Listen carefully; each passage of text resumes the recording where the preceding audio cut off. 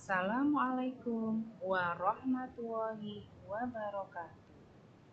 Selamat pagi anak-anak semuanya. Selamat pagi ayah bunda.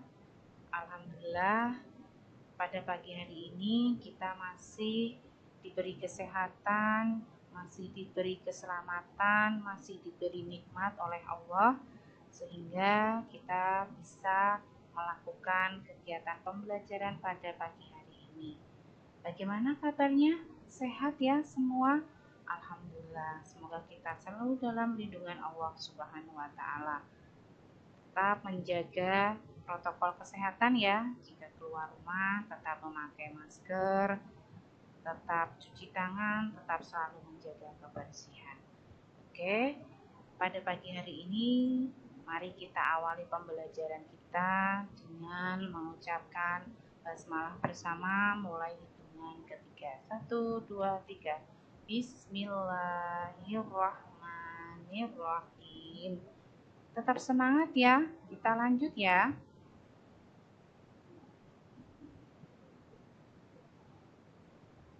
Oke. Menjelaskan panjang pendek dan kuat lemah nada. Perhatikan, panjang atau pendek nada dihitung dengan ketukan. Kuat atau lemah nada ditentukan dengan tekanan suara. Perhatikan yang ada di dalam kotak ini. Syair dengan tekanan kuat dinyanyikan keras. Syair dengan tekanan lemah dinyanyikan dengan lembut. Nah, berarti jika tekanannya kuat dinyanyikan dengan keras. Jika tekanannya lemah dinyanyikan dengan lembut. Paham ya sampai di sini? Kita lanjut. Nah, perhatikan di sini ada contohnya. Iya, ini lagu apa ya? Iya, naik-naik ke puncak gunung. Oke, kita mulai dengan hitungan ketiga ya. 1, 2, 3. Naik-naik ke puncak gunung, tinggi-tinggi sekali. Naik-naik ke puncak gunung, tinggi-tinggi sekali. Kiri kanan kulihat saja banyak pohon cemara.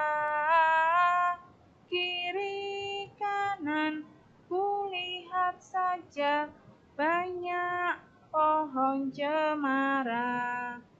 Nah, nanti anak-anak coba menyanyikan lagu ini di rumah ya. Oke, lanjut ya.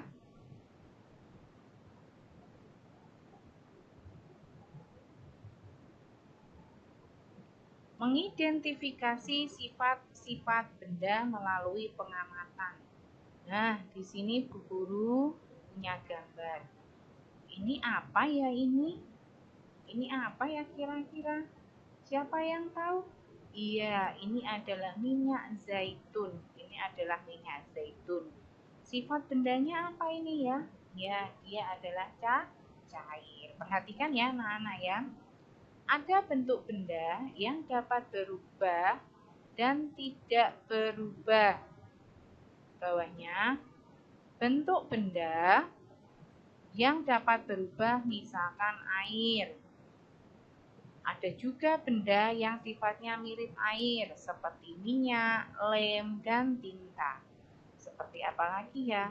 Sirup, terus madu, terus susu. Ini sifatnya mirip seperti dengan air.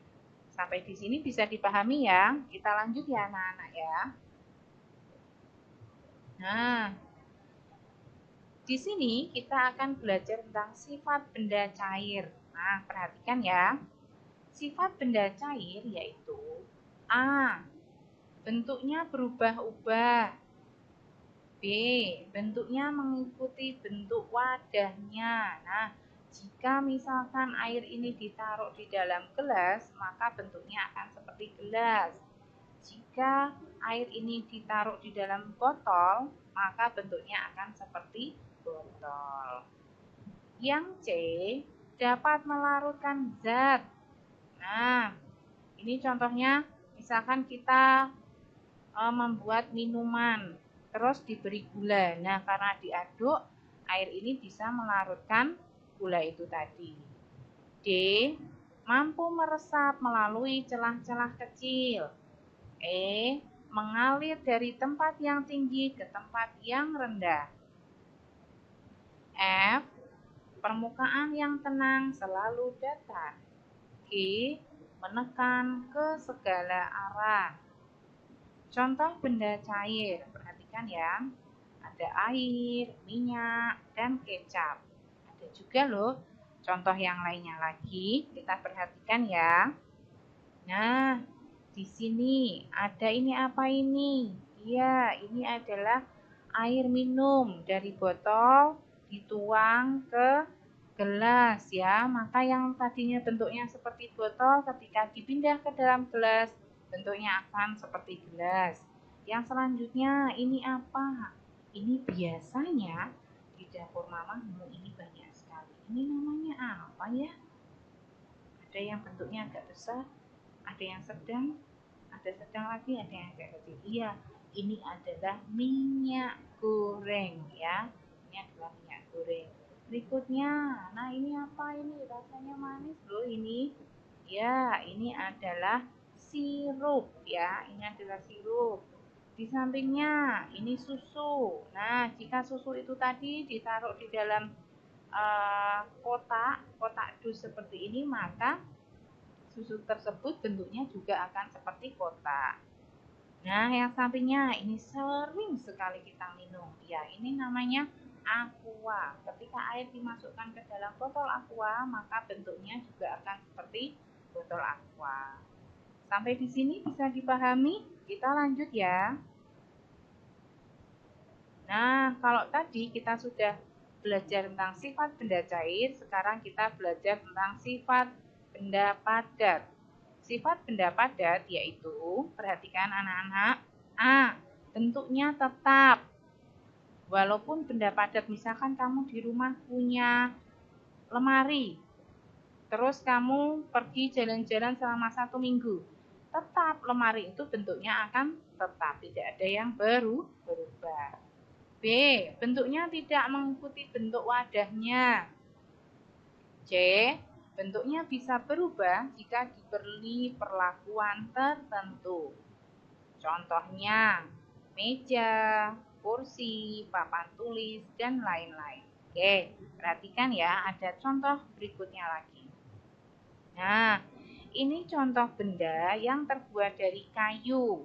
Nah, di sini ada lemari. Apa anak-anak fungsi lemari? Iya, fungsi lemari untuk menaruh barang ya. Bisa juga untuk menaruh baju kalian. Terus meja. Nah, ini meja. Terus yang ini adalah kursi. Oke, bisa dipahami ya? Kita lanjut.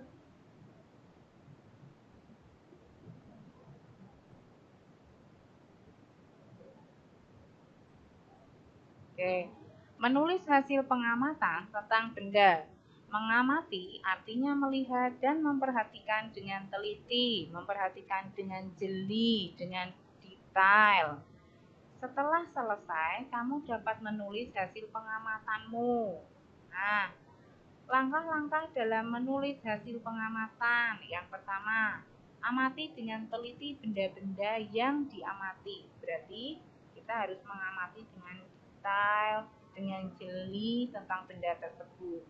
Yang kedua, catatlah hasil pengamatan, meliputi nama benda, apa yang terjadi, apa yang dilakukan, dan mengapa bisa terjadi. Yang ketiga, tuliskan hasil pengamatan setelah dilakukan pengecekan ulang. Nah, kamu melakukan hasil pengamatan. Tadi nama bendanya apa yang terjadi, apa yang dilakukan, dan mengapa bisa terjadi. Lanjut ya.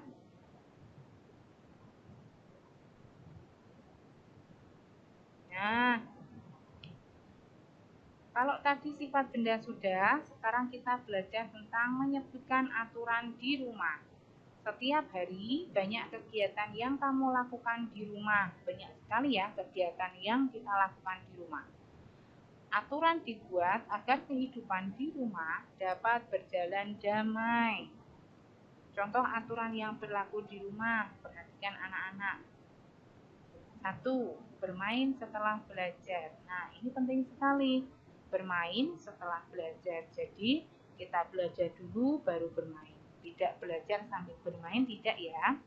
Yang kedua, ikut membantu ibu merapikan tempat tidur. Nah, untuk kamu yang sudah besar, kamu wajib membantu ibumu. Bisa merapikan tempat tidur, mencuci piring, ya. Harus membantu. Yang ketiga, menonton televisi di luar jam belajar. Nah, menonton televisi ini harus di luar jam belajar.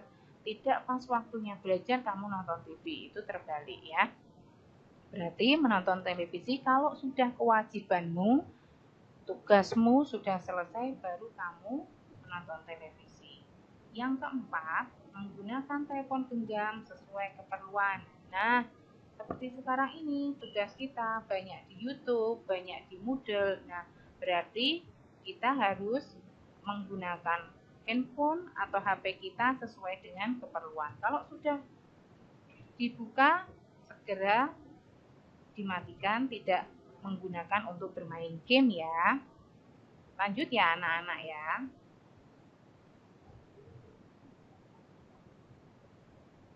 Oke. Perhatikan, di sini ada gambar. Nah, ini kakak ini sedang melakukan kegiatan apa ya ini ya? Ya, membersihkan ruang tidurnya. Perhatikan. Menjelaskan manfaat mematuhi aturan di rumah. Yang pertama, di setiap rumah pasti ada aturan atau tata tertib yang dibuat. Jadi aturan itu tidak hanya di rumah, tapi juga bisa di sekolah, bisa di tempat umum ya. Aturan dibuat agar kegiatan di rumah berjalan lancar. Berikutnya, mematuhi aturan sangat bermanfaat. Nah, apa akibatnya jika kita melanggar aturan? Nah, hidup kita akan kacau. Ya, tidak teratur. Kita lanjut ya. Nah, perhatikan. Perhatikan ya. Oke. Menentukan hasil perkalian suatu bilangan. Kamu sudah mempelajari bahwa perkalian adalah hasil penjumlahan angka secara berulang. Perhatikan contoh berikut. Hitunglah hasil dari 3 kali 6. Perhatikan ya anak-anak ya penyelesaiannya. 3 kali 6 artinya ada 3 kelompok 6. Ada 3 kelompok, tiap kelompok ada 6. Nah, perhatikan ini. 6 ditambah 6 ditambah 6. Jadi, hasil dari 3 kali 6 adalah 18. Bisa dipahami anak-anak? Jangan lupa kalian tetap belajar ya tentang perkalian berulang ini ya, supaya kalian lebih paham lagi. Oke, kita lanjut ya. Oke, perhatikan. Nah, menghitung hasil perkalian dengan angka 1. Bilangan apapun jika dikalikan dengan angka 1 akan menghasilkan bilangan itu sendiri atau hasilnya sama. Contohnya, 20 kali 1 sama dengan 20. 34 kali 1 sama dengan 34. 57 kali 1 sama dengan 57. 300 kali 1 sama dengan 300. Nah, bilangan apapun jika dikalikan dengan 1, hasilnya tetap sama atau bilangan itu sendiri. Paham ya? Kita lanjut. Oke, perhatikan ya. Oke, perhatikan. Nah, menentukan hasil perkalian dengan penjumlahan. Hasil perkalian didapat dengan penjumlahan berulang. Perhatikan. Perhatikan. Contoh perkalian bilangan berikut. Perhatikan ya anak-anak ya. 2 kali 6 sama dengan 6 ditambah 6 sama dengan 12. 6-nya ini ada 2. Sama seperti yang di sini. 2 kali 6. Berarti 6-nya ini ada 2 angka yang di depannya ini. 3 kali 6 sama dengan 6 ditambah 6 ditambah 6 sama dengan 18. 3 kali 4 kali 6 sama dengan 6 ditambah 6 ditambah 6 ditambah 6 sama dengan 24.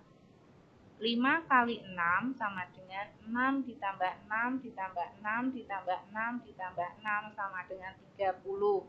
Perhatikan, di sini 6-nya ada berapa anak-anak? Ada 5. 6 dikali 6 sama dengan 6 ditambah 6 ditambah 6 ditambah 6 ditambah 6 ditambah 6 sama dengan 36. Sama ya, 6-nya ada 6. 7 dikali 6. 6 ditambah 6 ditambah 6 ditambah 6 ditambah 6 ditambah 6 ditambah 6 sama dengan 42. Nah, 6 yang di sini ini berjumlah sebanyak 7 ini. Bisa dipahami anak-anak semua? Mudah ya? Jangan lupa kalian tetap semangat, tetap berlatih di rumah ya. Oke, kita lanjut ya. Nah, ini yang terakhir. Ya. Tugas kalian di rumah. Tugasnya apa ya? Yang pertama, latihan mengerjakan di buku pena halaman 102. Nah, kamu langsung mengerjakan di buku pena halaman 102. Jangan lupa basmalah hari dan tanggalnya. Yang kedua, menyebutkan 5 aturan di rumah masing-masing. Nah, menyebutkan 5 aturan di rumahmu. Nanti silahkan ditulis di buku latihan garis tigamu. Jangan lupa nanti setelah dikerjakan lalu difoto, dikirim ke WA wali kelas masing-masing ya. Jangan lupa ya. Tetap semangat, tetap belajar di rumah. Apa yang sudah disampaikan oleh Bu Guru, kamu pelajari di rumah. Walaupun kita belum tatap muka, tapi tetap harus selalu belajar. Oke. Mungkin itu saja. Besok kita sambung lagi dengan pembelajaran yang baru. Terima kasih. Tetap semangat ya anak-anak ya. Tetap semangat. Sholatnya jangan lupa. Mengajinya jangan lupa. Selalu menghormati orang tua ya. Semoga pandemi ini segera berakhir. Kita bisa tatap muka kembali. Terima kasih. Wassalamualaikum warahmatullahi wabarakatuh.